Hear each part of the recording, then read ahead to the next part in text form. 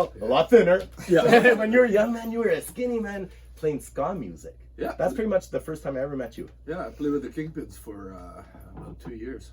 That's right, yeah. I remember we did that one road trip where we were in one of my old vans, and GMC piece of crap, and we were going to some festival you guys were playing, and I think we had JFK in the van with us, and we're just all hanging out being goofy. And you, Phil, I've known for quite a while now, but I knew you, I don't know if you remember this, Club Zone, back in the day when you were playing with Rosekill. Rosekill, that's we right. a show together. Yeah, exactly. But that's going back like many moons ago. About 20 years. 99. Yeah, 20 years. Okay, let's say 10. Yeah. And we're all younger. You know? And I've always like heard of the Gutter Demons. And I mean, for years before I even saw you guys play. Now I've seen you guys play. And what strikes me is, I mean, you guys are labeled as, I think anyway, one of Canada's top psychobilly bands, maybe in the world even. You guys have been around and touring country after country for many years. This I'm aware of. And what I always thought about when I heard you guys is how metal you guys are at the same time, which is an interesting mix to me because I don't know of a lot of psychobilly bands that sound like you guys. I mean, really, it's a very unique sound and something I totally enjoy. Well, we're trying to be unique. That's for sure. Which can't be that easy because in psychobilly, there are certain trends, right? There's almost always an upright bass and stuff. And how do you become unique in this music? I would say like psychobilly, I mean, from my point of view, is something that like the range between bands can be like quite big. Like, you're gonna get bands like Batmobile who are pretty much like fast rockabilly, and you get bands like us who are like way heavier, but it's still psychobilly. You know, right? I think it's a type of music that if you like it harder, you're gonna find it. If you like it like more on the traditional like fast rockabilly trend, you're gonna you can find your favorite bands, and like it still like all mixed together. Some bands are way more garage. Some bands like they're gonna include a little bit of ska here and there. You know, it's pretty wide. But that's what's cool about it. I mean, with certain musical styles, one thing I do that like style, psychobilly is great for that because you always can add your thing. Right. You get your flavor on top of it, right? And it cycles too. You know, like obviously it started with music that was more rockabilly and a little bit of punk, you know, in the mix. And over the years, the punk took more place, and then metal came. You know, like it's an evolution of the sound. You know, and you still have bands to this day that just want to do like you know, the old school psychobilly, so like traditional style. Traditional, so more rockabilly, no distortion, and so yeah, it's a wide range of what you can find. Like as far as psychobilly, I mean, we're talking based off of rockabilly and stuff, and when we're talking about traditional stuff, but with psychobilly, is it bigger now than ever, or is it just I'm more aware now than ever? You know, I'm not sure.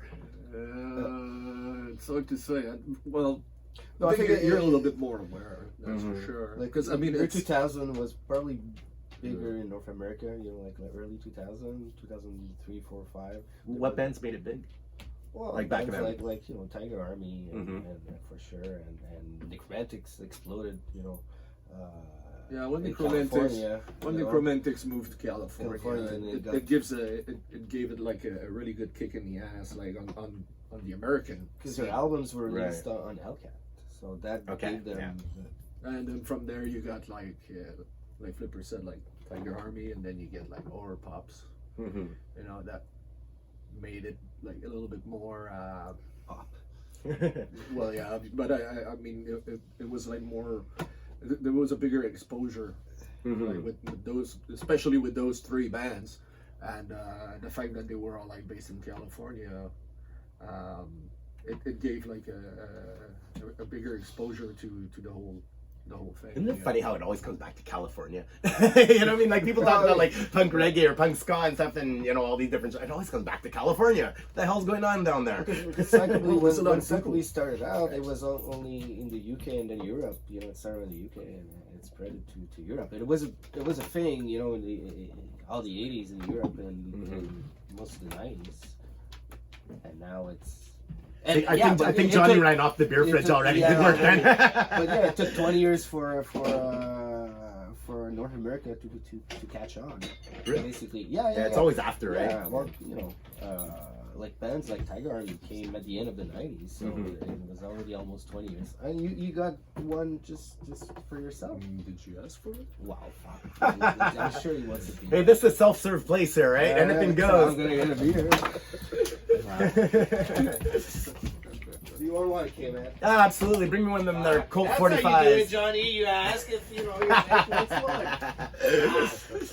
That's it. Yeah, you gotta, I think, a bit of choice in there anyway.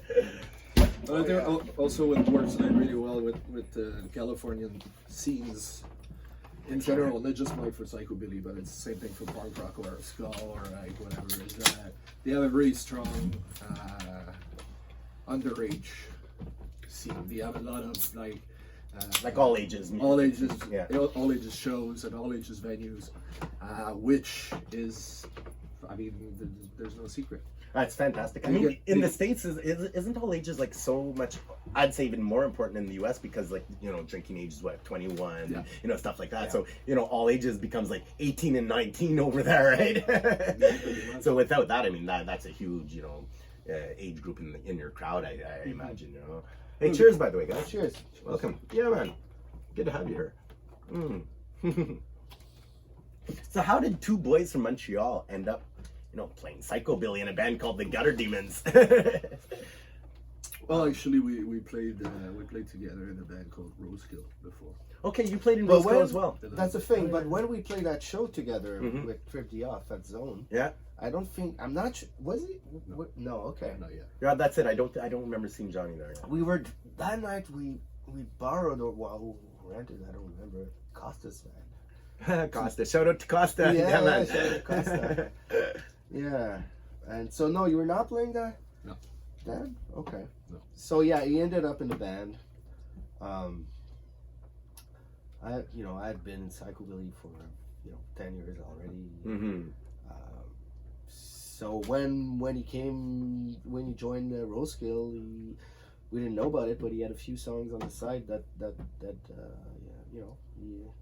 he decided not to show to play those songs with me and Pat, the drummer from Rosekill. Smart, so you're kind of holding on to them, eh? Yeah. You had them in your back pocket there. So that's how Gutter Demons started out. Like we were playing with Rosekill, and after one jam, we stayed the three of us because Rosekill was like five-piece band. Okay, yeah.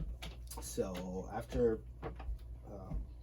Rosekill jam, we stayed the three, like the drummer, Johnny and me, and he played us those songs, and right away it just was making more sense. Like it was exactly what we wanted to play, and we felt like. And plus, you got the benefit of being a three-piece, right? Yeah, that too. Yeah, which is a huge thing in today's market. It really is, right? Because I know, like on the side, we joke around a lot about that. He's like, we get in hotels stuff. I have a freaking ska band, man. I gotta drag people around, But being a three-piece, you guys got it made.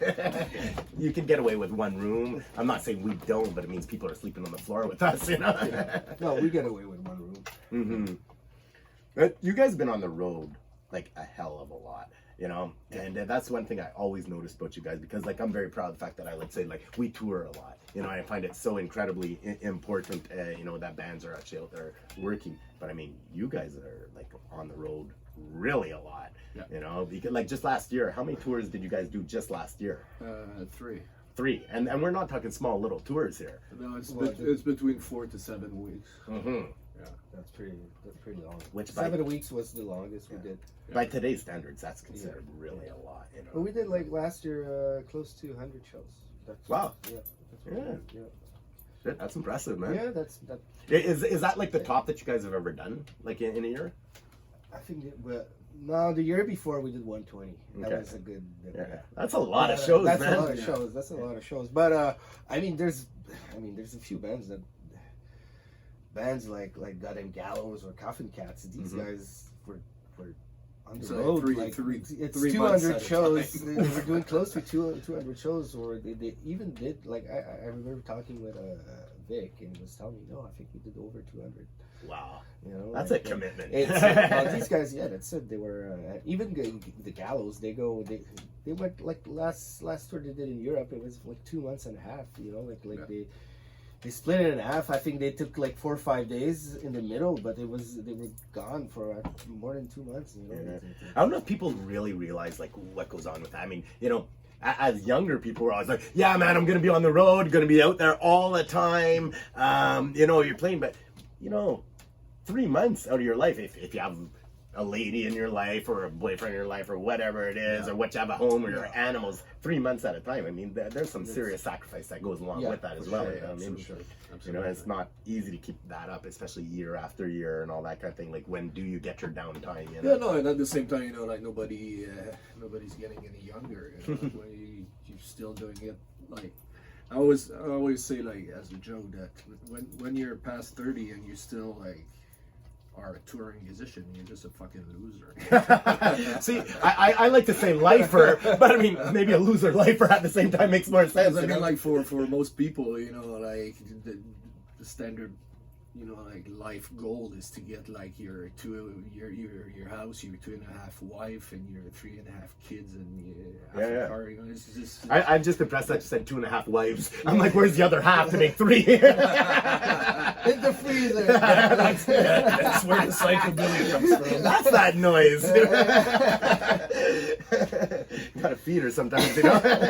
Yeah, no, anyways, like since we've decided that like being that Gutter Demons that's our job, that's what we do. So that's how it's life when you decide like to be in the touring band. You got to tour. Well, that's it. Because I mean, we're not expecting like that tomorrow we're gonna hit like fucking 35 billion views like on a fucking video on YouTube. You know? There's no other choice for us than to go out there. Yeah, gotta be working. I mean, in today's market too, I mean, it's so radically different than what it was in the past. I mean, bands, True. you know, there's two different schools. I can't remember who it was. Some famous musician was telling people, no, it was Billy Corgan from Smashing Pumpkins. He came out with some statement saying, what would you tell young bands? And I think, I don't want to totally quote him because I might get it a bit wrong, but basically the gist of it is he's saying like, you know, forget going out there and playing, forget doing shows, just, you know, get content on the internet and stuff like that. I mean, me personally, I don't subscribe to that point of view because when you're a kid picking up a guitar, dreaming about what it is you want to do, who the hell's thinking I want to be on the internet? You know what I mean? It's like, fuck that, man. I want to be on the road having a good old time and getting all wily and shit. You know? Well, I understand it's a what generation thing too. Right. Yes, like there's some kids now that thinks that it would be a great idea to become like Internet star. Yeah, YouTube sensation. You know? It's Right. like what do you mean like YouTube sensation? I mean, we didn't grow up with that. Right. We grew up with TV and radio. I'd like to say thank you.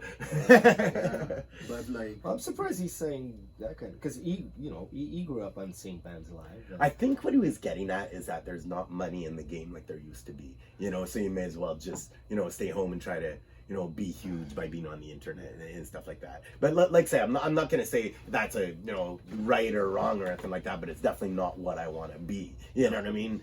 And, but I do think there are people out there that just, you know, record, you know, make videos and stuff like that, as opposed to being out there on the road night after night doing things. Well, pop music is a lot like that. Yeah. You know? Well, it makes me think of Walk Off the Earth. You know what I mean? Like they do shows, which is really cool, and I think they tour a certain amount and stuff like that. But if I'm not mistaken, I hope I'm not, but usually I am. Well, it's kind of true, you know. I have the memory of a sieve. But they got big by making these really cool videos, and they are cool. Yeah, you know what I mean. But you're playing on the same guitar. That's what right, like. exactly. With the 5 people playing the cover song on a guitar, and that's not a diss by any means. No, you know, they have talent. They played. They did something really cool, and they got got it out there. But like I'm saying, I always bring it back to what is it that you wanted to do when you were young, when you started? You know, like mostly I think that, you know, people like us that are out there on the road playing all the time, we didn't realize that would be t-shirt salesmen, you know what I mean, or have to know accounting and shit like that. We just want to play guitar, rock out, and, you know, drive people crazy. You know, but it's a whole different game for a lot of people now, right? Yeah. But, oh no, you're absolutely right. I mean, I remember when I was like teenager, I would, you know, like watch Music Plus or Much Music. You know, it was to see like those long-haired dude with guitars, like in front of like thousands of people. You're like, man, right? You know, it was something else, man. Yeah, it was totally something. And it was cool because it could be ugly as shit, and the girls still dug them, right?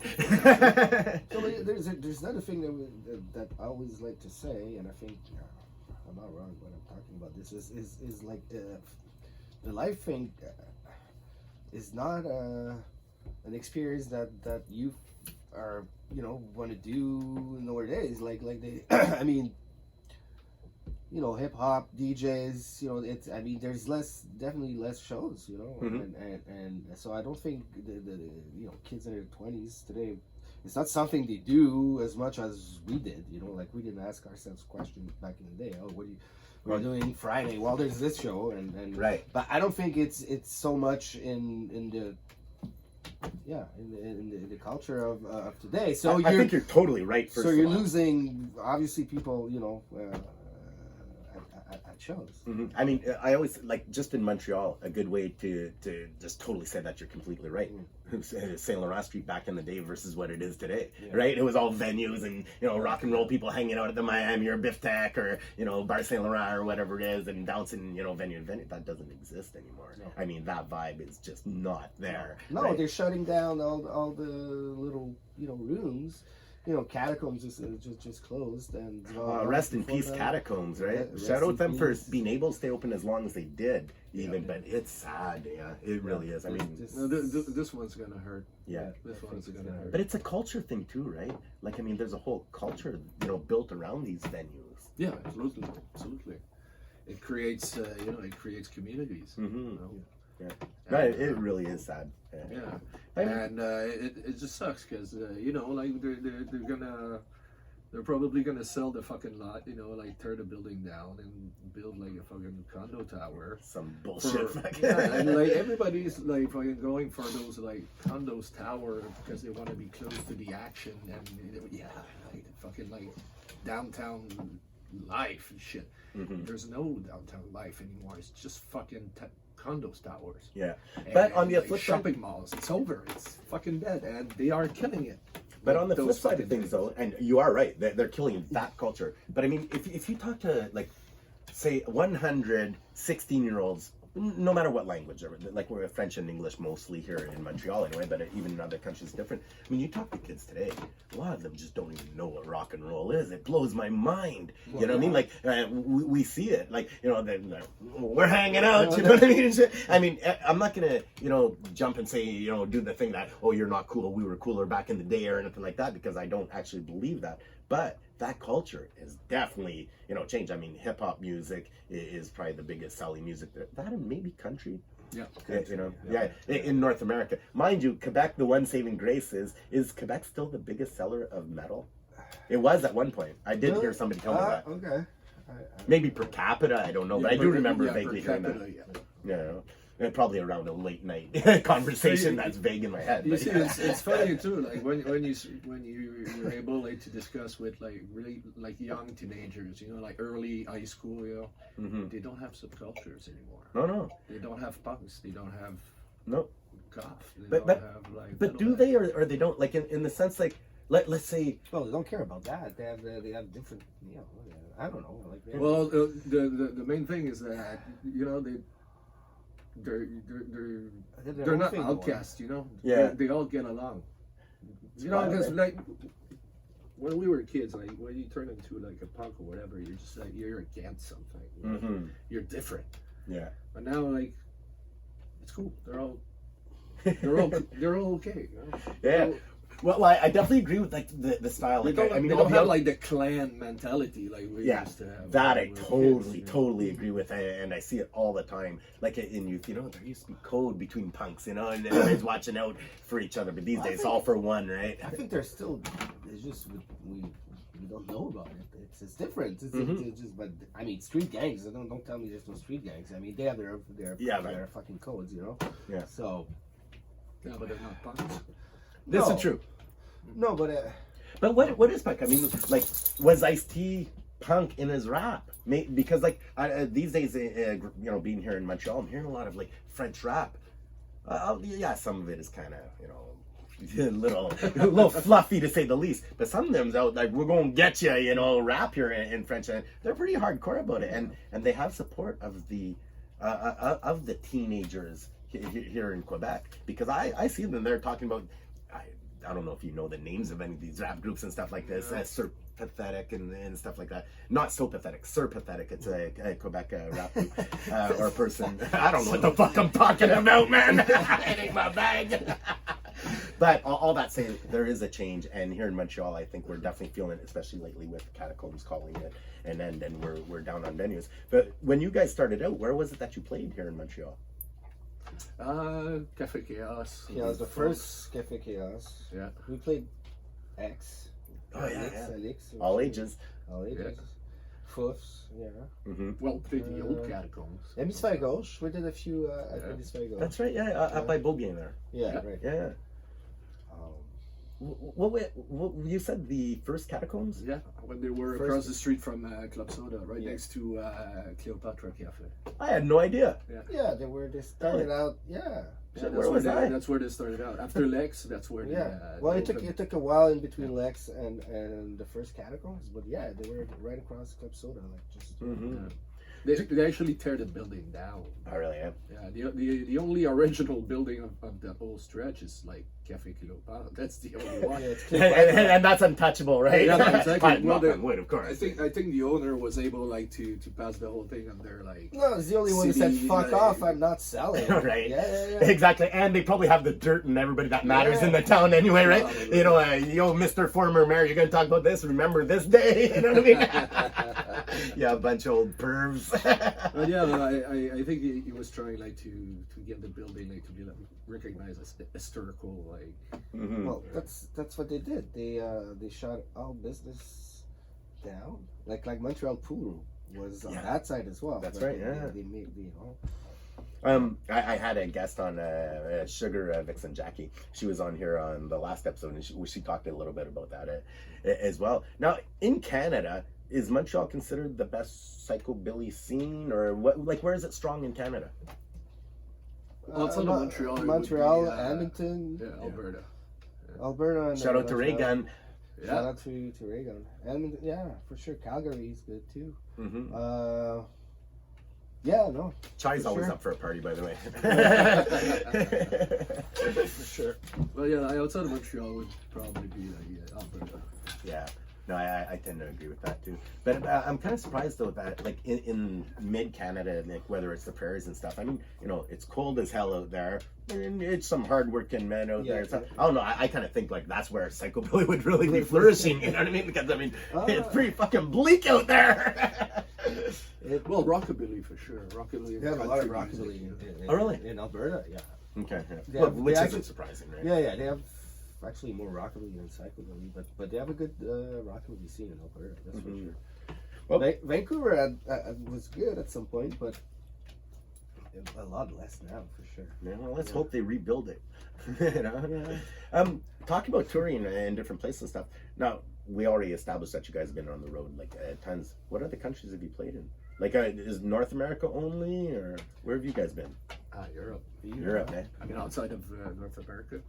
Or outside of Canada? Yeah. We played Mexico. Oh yeah. Mexico, yeah. Yeah. Did a little mini tour, 4 cities in Mexico. That's cool. Yeah. That was, But yeah, like, in Europe, like, we played like France, Switzerland, Germany, Netherlands. So you've been to Europe more than once. then. Belgium, Spain, Finland. Really? Do they dig the psychobilly in Finland? Yeah. Yeah, for sure. I've always Yeah, wanted to do that. there's- I've never been there. Actually, Finland has a great rockabilly and psychobilly scene. Yeah. Yeah, it's yeah. Okay, I'm surprised. They have good bands. We played Estonia. Played We played Estonia, Poland. That's cool. That's the farther east I think we ever been was Poland. Czech Republic. Czech Republic. Yeah. Man, you guys been everywhere. Yeah. Like that's a lot of countries you just named right there. Yeah. Wow, that's impressive. UK. We forgot about UK. Yeah. How can you Well, forget about the UK, right? yeah. Oh yeah, I remember why we can forget about it. I think I was hungover for 8 days there. We forget a lot, but we've been pretty much everywhere in I mean Western European part, you know. And it's big over there, right? Because like, I've only done one European tour, but I loved it. Like just the whole mentality is so different from touring North America, right? It's like day and night. Well, because you know, I was making the joke about like being a loser after 30 when you're still in a band. Like, when you're in Europe, they actually consider you. That's your job. Well, that's it. That is the main difference, right? Yeah, they consider you as like a worker as anybody else. Mhm. And you know, like in France and in Germany, you can actually collect like unemployment checks from being a musician. A band in France told me that. I was like mind blown, you know. Well, there's a way that they can, you know, like you count the hours. Mhm. There's a little mathematic that needs to be done, but it's actually something. Yeah. You know? And no matter where you go in Europe, like pretty much, you don't have like to ask for a place to stay and a meal. Mhm. They figure it out that they're from Canada. They're probably need a place. They're to probably stay. hungry. They're probably hungry. Yeah, which is really different from North America. In North America, you gotta ask. Well, can we have like at least like supper? You know, ask we slash beg. and slash pay. Right. Because like in some places, you know, like they're gonna be like cool enough. Because you know, like some venues, they're actually like slash a restaurant during the day. Mhm. So Yeah. like, yeah, sure, you can fucking like have supper and then you play your show. And don't they put you up a lot? Like you sleep there type thing? In Europe, yeah. Mhm. Yeah. Usually they they have, have- Yeah, they have. It's either you're gonna sleep at someone's house that it's already figured out, or Yeah. you have an hotel, but Or yeah. there's bunk beds like on the second floor. They actually have like band rooms, band you know? dorms. Yeah. Yeah. Still like And that. it happens often. It's Mhm. something that it's common, you know, to see in. I really wish in more Europe. promoters like from North America would tour Europe just to see what it could be. You know what I mean? Because like I'm sure they just think it's impossible to do it like But that. yeah, it's funny to see like in France usually you always have a great meal and wine Mhm. and I remember being in Italy and so they came out with some prosciutto and melon and Tomatoes stuff and and there was you know like sausages and there was a lot of stuff and I said okay and I was eating a lot because I said told myself that's the main course you know Yeah. there's gonna be and those big lasagna came out and it was one of the best lasagna we had in a long time. Yeah. Oh, listen, and yeah, the guys were like, "You should like stop eating," and you know that's just like. That's just the start, right? The actual meal is coming, and we're just looking at each other and like, oh, fuck. But you know, it does make such a big difference. I mean, like you know, we've already established that we do countless shows and all this kind of thing. But you know, being taken care of or feeling appreciated, you know, getting good food in your body. I remember at one point we're in England. They're like, "Oh no, you guys probably you're up for some home cooked food now. You know, some real you know." They feel it that a musician has probably been unhealthy for about 2 weeks. You know, right now. Yeah. Who's ringing me? Oh, that's- That's Johnny. Oh, If that's the cops, I'm not home. Okay. What do you think? Like show wise in Europe, are you playing bars, clubs, festivals? Like what are the tours based around over there? It's all All the above, yeah. the above. I mean, like the next European tour, we already have this German guy that's booking 10 shows for us. Okay. So it's pretty much based around him. So yeah, I already know that we have those 10 shows. Yeah. And I'm gonna book. Is the rest psychobilly of big them. in Germany? Because I in love Europe, Germany. in Europe, it's probably where it's the biggest. Right. Yeah. Because Yeah. right now in England, it's not as Well, the scene is getting old, and then Mhm. you know. But are you seeing younger faces at the shows? Yes, but not as not much enough. as not as much as I would like to. You know, Mhm. for sure. Yeah, it's always. I don't know why. Well, psychobilly always had problems accepting new blood. Right. Yeah, it was. You gotta prove yourself before you can hang out. Well, yeah, and some of the older dudes were certainly not too keen on having new kids coming into the scene, and it probably Which is sad as fuck. which is sad. And in the long run, it probably didn't help. You know. Right. Yeah. Well, tell me if I'm wrong. There might be a certain intimidation factor going on there too. Like I can picture like an 18-year-old kid, you know, going to the bar and it's psychobilly. I mean, you guys look tough as fuck, you know what I mean? And you're all big, and you know. You just look at the mosh pits and you're like, holy shit, what am I signing up for? Right. Yeah. Well, that's it. You know, you have to sign waivers before you enter. You know, like, the psychos, they have their own way, like to mosh. It's not mosh, it's rag. So basically, it's freestyle wrestling. That's pretty much what it Just is. no belt, right? No, exactly. That's So you wild. can't, for sure, man. You're gonna get like punched in the teeth like a few times. Like when you meet like the old like British Guard, you know, like the old psychobillies, like Mhm. the guys who were there like in 1980s. You know, they got like fucking scars, missing teeth. You know, like they're Well, they're big guys. Yeah, Yes. they're really intimidating. No, but that's what we forget is some cultures back in the 80s were a lot, you know, like the scene in general was a lot more violent, you know? Right. As much as, you know, nowadays like punks will hang out with skinheads and skin, you know, rockabilly. It's all, everybody's mingling and it's fine, but like even in Montreal, I remember a time where we all, you know, rockabilly didn't get along with punks and certainly not with skinheads. I remember fighting skinheads. Yeah. I mean, and so in Europe in the 80s, this psychobilly came last, you know, after ska, after Rude Boys, after Skinhead, after so It's pretty much the last. so subculture. so it was a bunch of fucking cat. She wants to party all the I time. know. Right? But so it was pretty much all the, not the rejects, but everybody had been punk or skin or something. You guys heard that before. here. Phil said you're all rejects then. No, what I mean, Satan's rejects, yes. That new psychobilly thing, when it came out, a lot of kids got into it, you know, but they were old skinheads or old punks, and They were already coming from and they another were side. already, and it was the baddest of the baddest, you know. And for a long time, psychobilly was a fucking violent scene, you know, like there's millions of stories, and No doubt. and that's where I'm coming back to what I was saying. So when new blood or new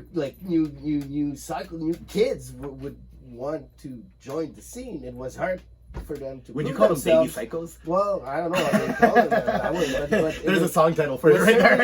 It was certainly hard for them to, you know, they had to prove themselves. Yeah. And a lot didn't pass the test, I guess. How do you prove yourself in something called psycho music well, I or guess psychobilly? You know what I mean?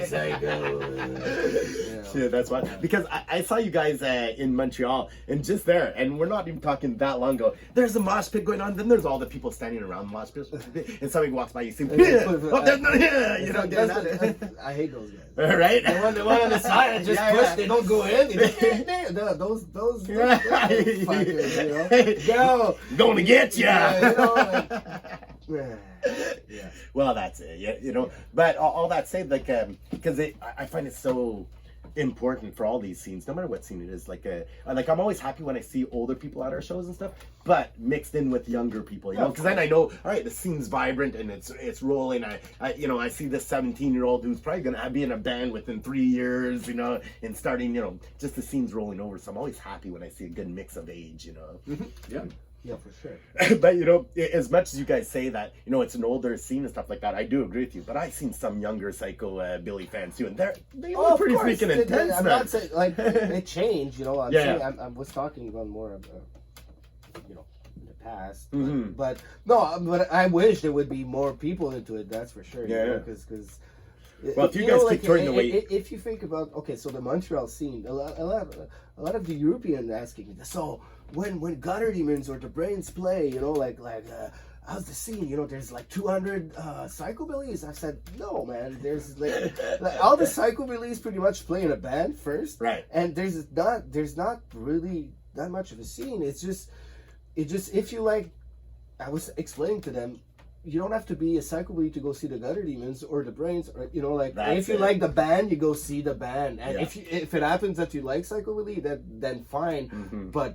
But most of the people in Montreal that will come to a Gutter Demons show, they're into the band before being into psychobilly. Yeah, and that's the main difference. Isn't that one of the beauty things, though? I mean, like, you get people that are like so stylistically, will dress the part, whether it's ska, whether it's psychobilly, I mean, and you see them coming a long way away. It's very obvious. But like one thing that I love about the Montreal music scene is that it seems to me anyway that people are into so much, different music, and you can always tell. Like they look like they're rock and roll enough to hang out at any crowd, and they're going to the ska shows, to the psycho. It's just good music is bringing good people type theory, and thank God we have that here. But I do know that in some places, like, oh, that ska show, I'm, I don't hang out there, or that psychobilly, I don't hang out there, like really defining themselves by one thing, right? You have that too in Montreal. I mean, I wish some of the skinheads would come and come out and come to see our show. But anyway. Are there still a lot of skinheads in Montreal? Like I don't know that much about skinhead history and stuff like that. There's a good rash, redskin, and sharp scene. Right. I mean, there's the sharp and the redskin scene was. They're probably getting older though by now too, right? Oh. Or are they regenerating as well? I don't know. They're regenerating faster than psychobilly. That's it. But okay, well, you mentioned the Brains. So in Montreal, we have Gutter Demons and the Brains for sure. Okay, like we see your names out there. It's very in your face. Stomp Records, a whole bit, and other record labels as well, because things evolve. See how politically correct I was with that? Hey, you saw me play that. Not bad. I caught myself, right? Yeah. But are there right? But are there other bands like Lab Rats? The Lab Rats. Yeah, the Lab Rats. Wait, isn't Charlie? Yeah. Charlie from the Epiphonics. Yeah, man, that's right. Yeah. And Pat, our first drummer, first Gutter Demons drummer. Okay. Yeah. Actually, Charlie started that band with him. Really? So incestuous. I hope you guys wear condoms when you play. Yeah, you recorded the first album. Yeah. Oh, really? Yeah. Oh, shit. Yeah. Well, basically, what happened is Charlie he wanted to have this band, and he was looking for a guitar player. Before you continue though, Charlie, we're talking about Charlie Martin. Yeah. Right. Yeah. And who is an incredible bass player. Yeah. I've seen him live. Just I wanted to give a shout out to Charlie because we are talking about him. Sorry to interrupt you like that there. Oh, no problem. And so what was supposed to be the plan was just for me to put some guitar tracks on his songs so that he could show them to people, because he comes up with upright bass riffs. If you're not used to it, you don't understand. You don't hear it. You don't hear the thing. So we jammed a few times, and he would bring his laptop with his little microphone, which is record thing, and then I was like, man, this is really fucking good. Actually, I think I'm gonna stick around a little bit longer. But since Gutter Demons is my number one, at some point I told them, I was like, well, you wait or you replace me, because I'm gonna be busy. You can't get yourself up too much. I totally get that, And their guitar player now, Mick, is a good friend of mine. All right. I actually told Mick, you take that gig, man. Just fucking do it. Yeah, okay. Am I wrong in thinking that every single psychobilly band or rockabilly, it's upright bass? I can't think one that's not enough. No, it's not. Okay. Meteors have played with an upright bass for the Coffin Nails. 12. Okay, so it does exist, psychobilly. Yeah. Because for me, it's one of the identifying traits. Kind of like ska's brass, and upright bass and psychobilly. You know what I mean? It's something very common. In you really add both. That was common, and maybe since the 90s, it's almost mandatory to have an upright bass. But I mean, you could, the Meteors did it for 12, 13 years. Oh wow! Yeah. How long have you guys been together now? Since 2001. We started in 2001. Yeah, man. It'll be 20 years next year. And you're still alive? Yeah. Shit. No, but I'm all joking saying that. No, we took a break. We took a 6-year hiatus. Okay. In the middle? Well, from 2008 till 2014. Yeah. And you guys came back stronger than ever. How many albums do you have out now? 5. Yeah, 5. That's a lot of songwriting right there, eh? yeah, number 6 is gonna be. It's in the process. All right. Things are stewing up here. Yeah. We were talking about this before coming here. I gotta let the cameras back. It's just like, you know, how fast you have to come out with new albums these days when you're in a band, right? You know, The oven is on, but but it's nothing compared to the 80s and 70s. I mean, the whole world is like that. You know, what's fucking like the big thing today is gonna be like so cliche tomorrow. Like everything's. Like the whole world is like fucking as ADD, you know. Everything is going so fast now. You know, so. The whole world is ADD. Yeah, so I like that. I mean, like all musicians are. well, the people don't have time for an album. It's too long. They listen to fucking songs. But you know, at one point, I even myself, when I came out in the 45s, okay, one of the whole points about calling it 45s was I was tired of writing full albums. I was just going to do 2 songs at a time. Obviously, I changed my idea along the way, but I do understand that. You know, as from a songwriting perspective, I mean, you know, you have to. How many songs do you need to be a legit album, in your opinion, these days? About like 10, 11. Well, I mean, if you're gonna release it on vinyl, Mm-hmm. yeah, 10, 11, because you don't have, you know, it's 43 minutes of music, so that's Exactly. it, you know? Or also it depends on, I don't know, you take bands like Rancid with like fucking 25 songs. Right. Yeah, 25 1-minute songs. Yeah, there you go. You know, or you know, like there's a lot of punk bands that are like that. You know, there's a lot of songs, but they're all like really short. So even if they have like 25 songs, it's like 45 minutes music. Yeah. For sure. You know, it's all the length of the album as well, right? Yeah. Because usually our songs are a little bit longer. But I wonder sometimes if we have it right. You know, because like that whole concept of just doing a song at a time or 2 songs at a time, you know how you're saying the whole world has ADD, right? It's like, okay, you put something out, they listen to it, okay, and move on to the next thing. Yeah. But we're putting out full albums, they listen to it, and moving on to the next thing. Yeah, they'll come back and play it. You know, But even us as a band or as an artist, whatever, we don't play all the songs. You know, like we have 5 albums, so we have like I would say 11, 12 songs per album. We don't play, you know, there's 60 songs. We're not playing. There's a lot of songs that we don't play anymore. Do you guys argue about what songs would fit the set list? I want to play that, but next thing you know, the set list is 35 songs long. There's songs that we can't play anymore. You know, like because we just haven't played them in so long. And so maybe we should do the 2 songs thing. I'm not against it. If anybody gives a shit for that, that did not come from me, okay? Of course not. Maybe Stom would think otherwise. Well, probably. I mean, I do understand also there's a whole business. You got to, you know, release stuff. But what about songwriting? What's your songwriting process like? I don't know. We're in the middle of it. Well, for example, since we got back together, like sometimes I'm gonna come up with like the song is complete. You just have to play it. Some of the times, you know, we're just gonna bounce ideas back and forth between us.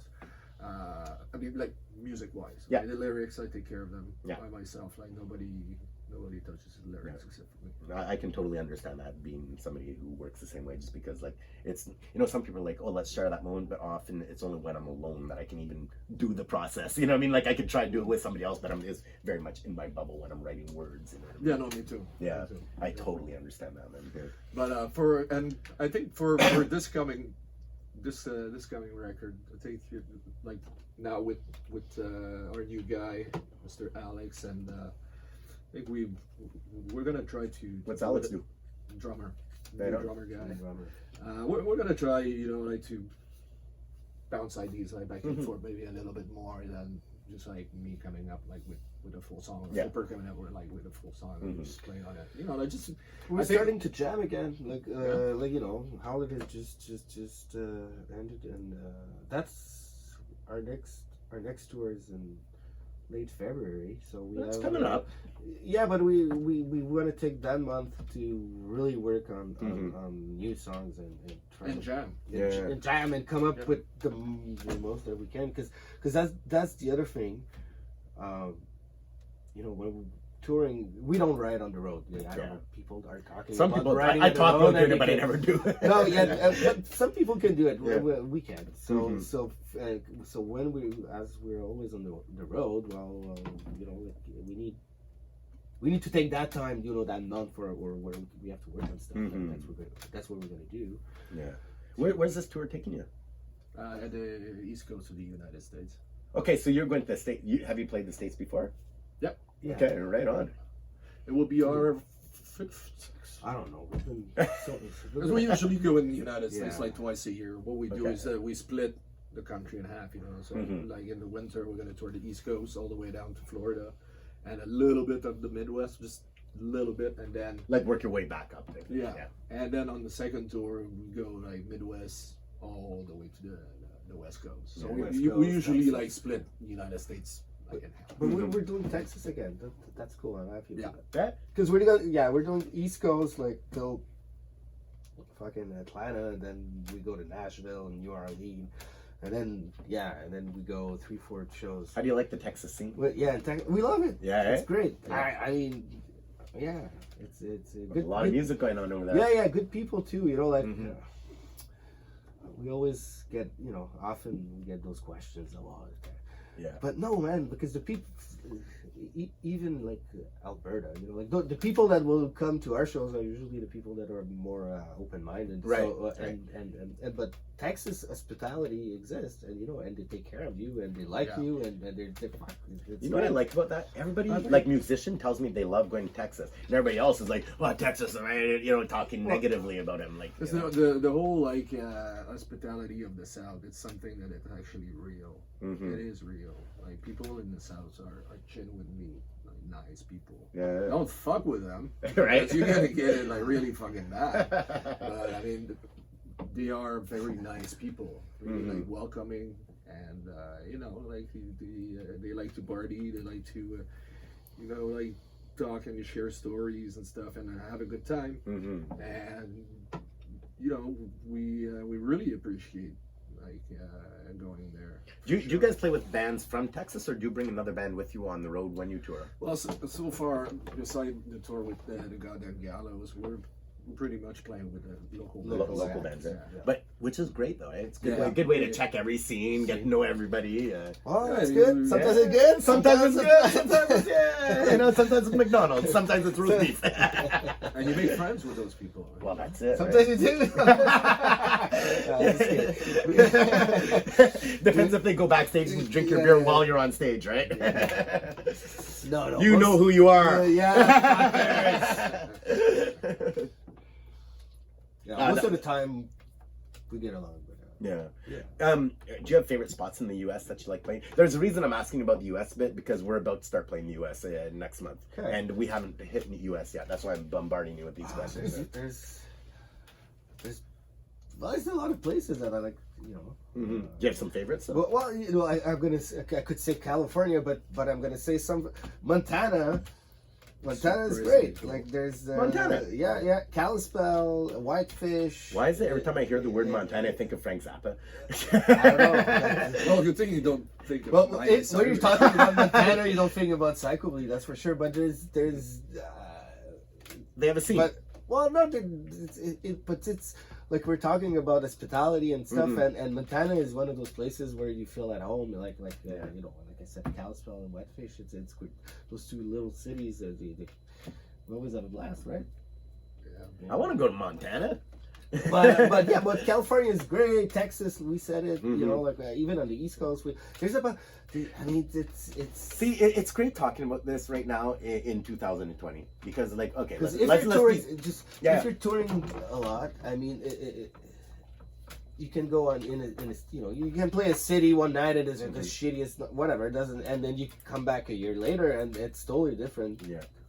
It's good. See, what this So reminds it's me about, you're going to laugh right now. Okay, there's horizontal geography. Okay, you look at a map and you have all these different places you're moving like this, right? But there's also, in my opinion anyway, I don't know where I came up with this, but there's vertical geography. Now, what I mean about that is, here we are, you hear the news. All right, United States are being bullies or being hard on other countries and stuff like that, and that's horizontal geography, meaning like they're saying the United States is like this, but people tend to forget that you can't just listen to the news, because in this place, like let's just say Texas, okay, there's also this type of level. Oh, the music scene's where it's fitting here. Wait a minute, all these people are super freaking cool.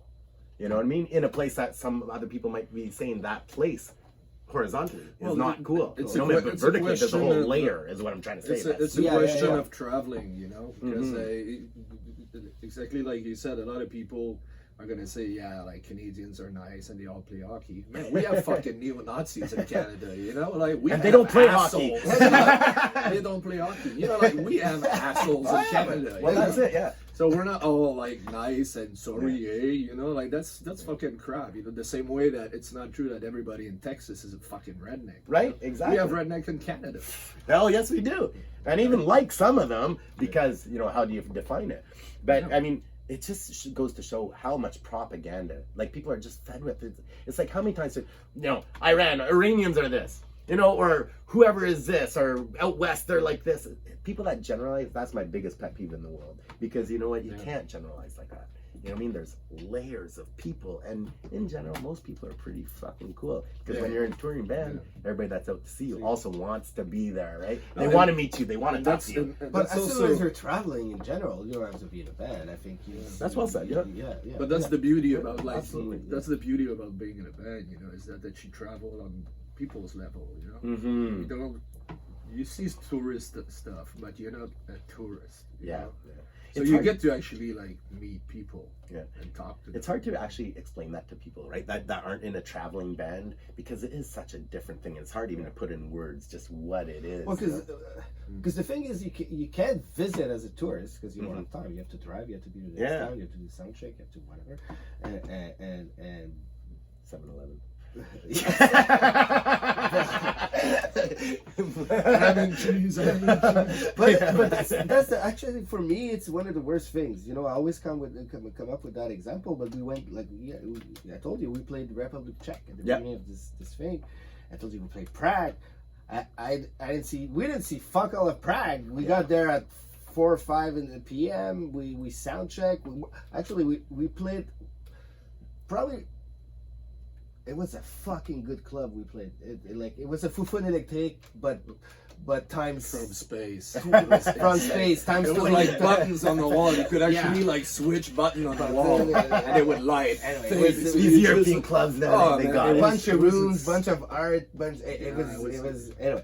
It was crazy. Man. So we awesome. played, we soundcheck, we played, we partied, and then the next day we were off Yep. at 8 o'clock. So I Yep. didn't see Prague. Prague, probably one of the nicest city in Europe because it didn't get fucking bombed. That's it. It's like traveling, but not seen, really, right? You know, I Yeah. mean, you're only seeing that one layer, too. The bar, the people. bar, yeah, that one layer. Fucking great label, Yeah. baby. I love it. it's Would a change lot it of for the bars. world. Yeah, I've seen a lot of bars, a lot of Yeah, a lot of sweaty bars. carpets I- and I- sofas. Motel 6.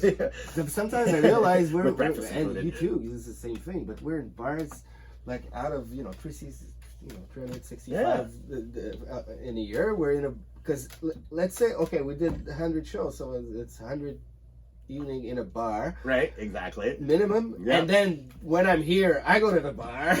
I go see shows. Yeah, so, but- like, yeah. Said like that, man. I think we need AA. That's where the party's at, anyway. Oh, man.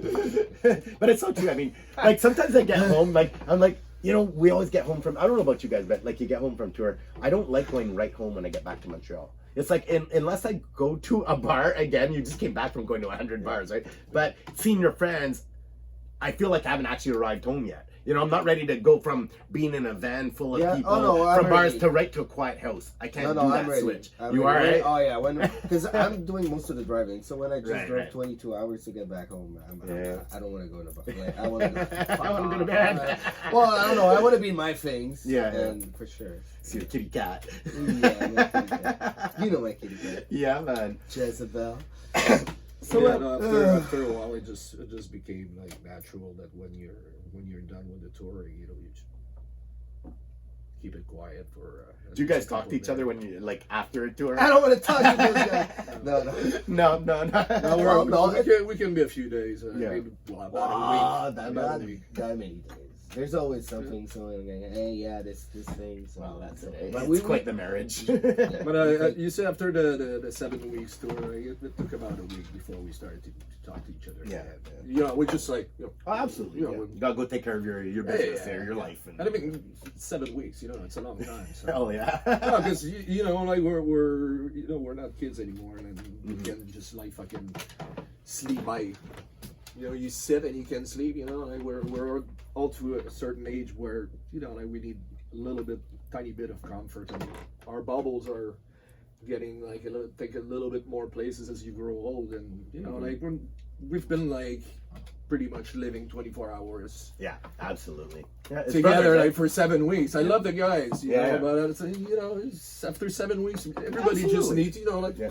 Anybody who says the opposite is freaking lying. It's You know true, what I mean? it's Like, true. for You sure, know, for sure. like one of our good friends in England was saying, like, you need your bathroom. Yeah. You know, like when you're done, you told like you need your bathroom. Like, that's pretty much what it is. I'm You gonna know, remember you that get next back- time I come home. you get back into your Yeah, things. You know, shit, you just yeah. like For focus sure. on your little self. Try to find yourself again.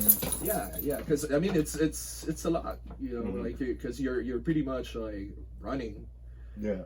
For fucking 7 weeks, you run, and then you wait. You know, that's until it's time to play. So you know, like after all that time on the road, like being like going like all over the place and running and waiting, and you know, you just Yeah, it's time. It's time. Yeah. I totally get. and And it gives you time, you know, like to do things on your own terms. right.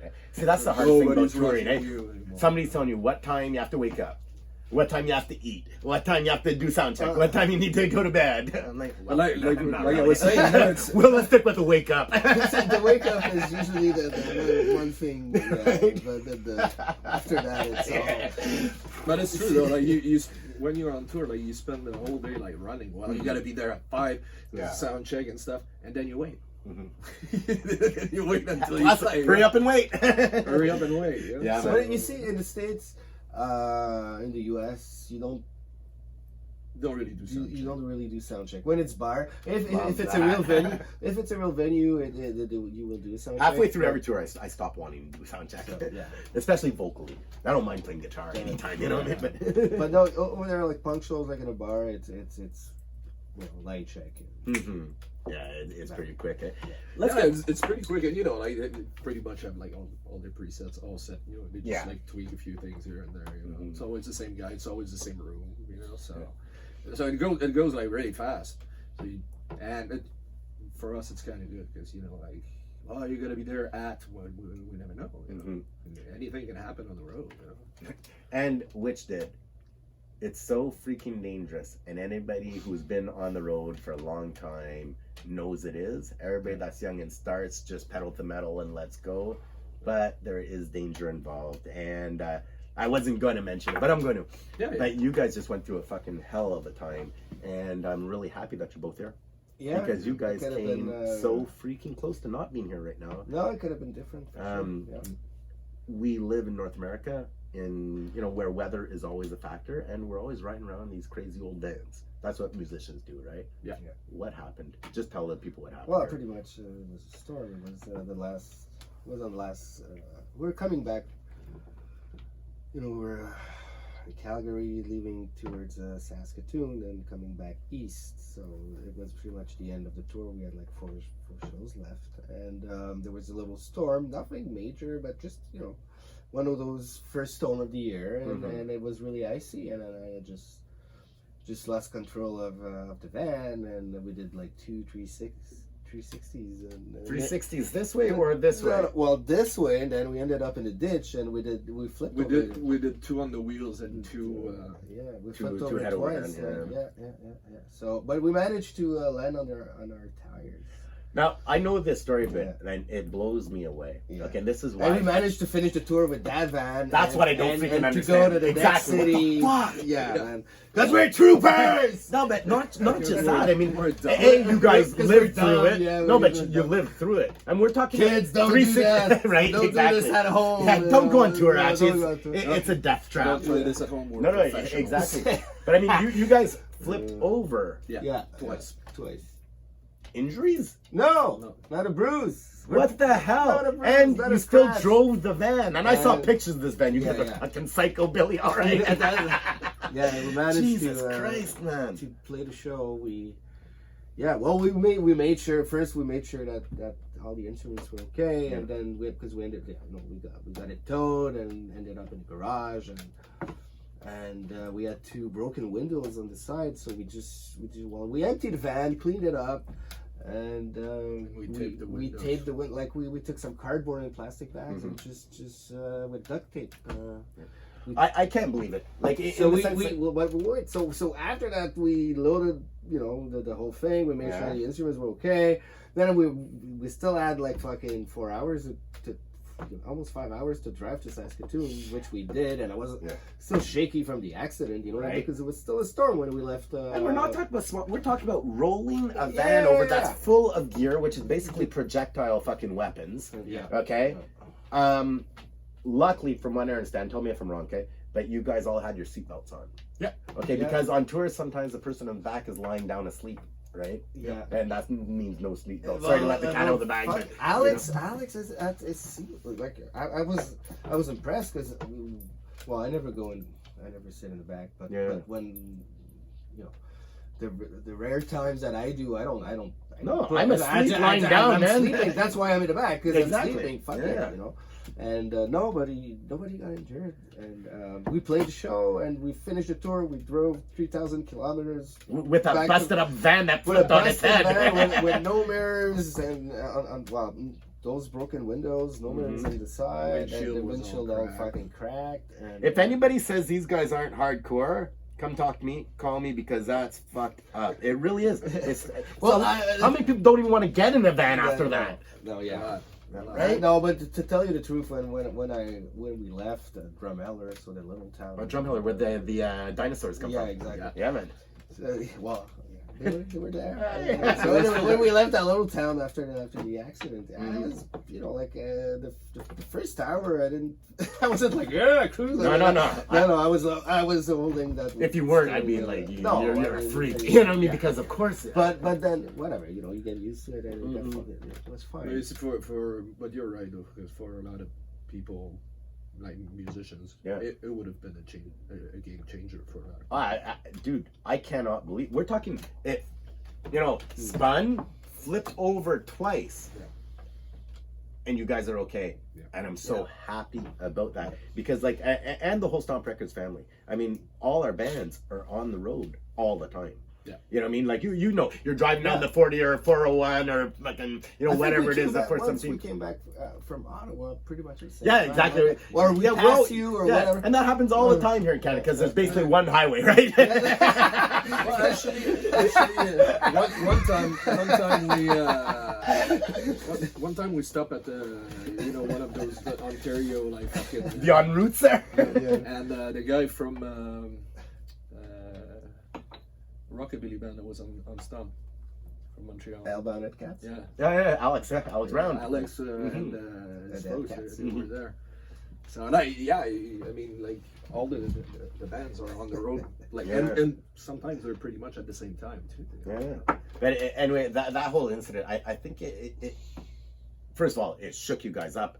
But honestly, you guys got back in the van and still rolled and kept doing gigs, okay? Yeah, we and played this is that not show. I just can't. I want to make the We played the a show listeners- that night.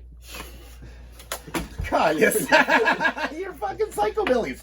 We got there at like around 11:30. We Yeah. unloaded. We jumped in on stage and we played our set. Because like we're all afraid of this all the time. Yeah. All the time. We have fucking Rocky Mountains in Canada, that we've all driven through in a November snowstorm or whatever. We have friends out there. Every single band I know is like, are they okay? And it's like it's everybody's nightmare. Like just knowing that happened. We had a show I think a couple of days after. I'm driving like, everybody all right in the van? You know what I mean? Because we're driving these beat up old vans all over highways and racing the shows. And another thing that a lot of people don't really like know is that most musicians, we don't have like health insurance. Yeah. So like for example, some things happen when you're in another country. Mm-hmm. It's not everybody who actually have the means or enough money like to pay for. We're flying by the seat of our pants. right? Pretty much. Yeah, Pretty much. absolutely. So, you know, like for a lot of people Well, I mean, I think there's to always see, you know, ways. like how dangerous it could be. Like sometimes they're just like, Jesus Christ, you guys are insane, you know? They're like, well, yeah, that's how You we gotta be a bit No, in but this game. healthcare, like, can't. Healthcare, yeah. No, because he was in, like, if you're in another country, I mean, Right. But we don't it have would travel help- insurance, so basically, No, we it's don't have not the travel same thing. insurance. But Like, like, if something would happen, I would think that as we're, you know, we have healthcare, it would be like in the not States, that. No. They'll take care of You it. need travel insurance. You're not covered by They it. won't be there. transferred. No. with the bill. You know what? They- We need they to get will- somebody on this show to talk about that because I don't have the Yeah. answer really. Because I know for sure that you'll get care. Like for example, in the States, they're gonna take care of you. Yeah, because But they're not allowed to let you die. Yeah, If they- so they're gonna they- send you a big ass bill. They're gonna send you the bill. Yeah, and then you're never gonna go to the States because you're not gonna pay it. Wait, Oh. I didn't say that. Nobody yet. God damn it. Oh, and England, those tickets that you keep sending in the mail, well, God damn it. I won't be driving them the next tour in England. But you know, it's something that, you know, like it makes you think. It makes Well, you think. yeah. You know, like when situation like that happens, you know, or the tour that we did like right before that 7 weeks in the States. You know, we're in Texas and we get robbed.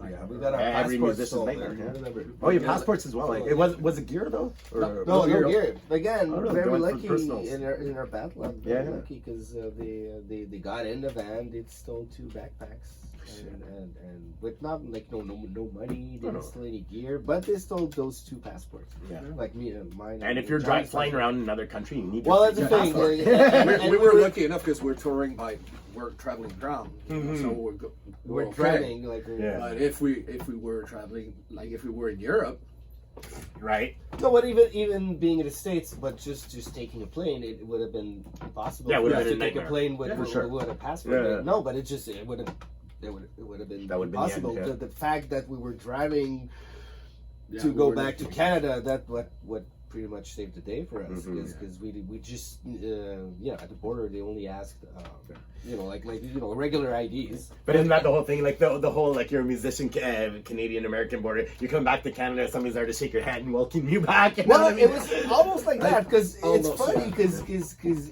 then we told him about the story and he sees that we have work visa. He figures out Alex that has his passport. that, Alex still has a Okay, passport, so but and he- Alex has figures out that- has the visa, the work visa on it.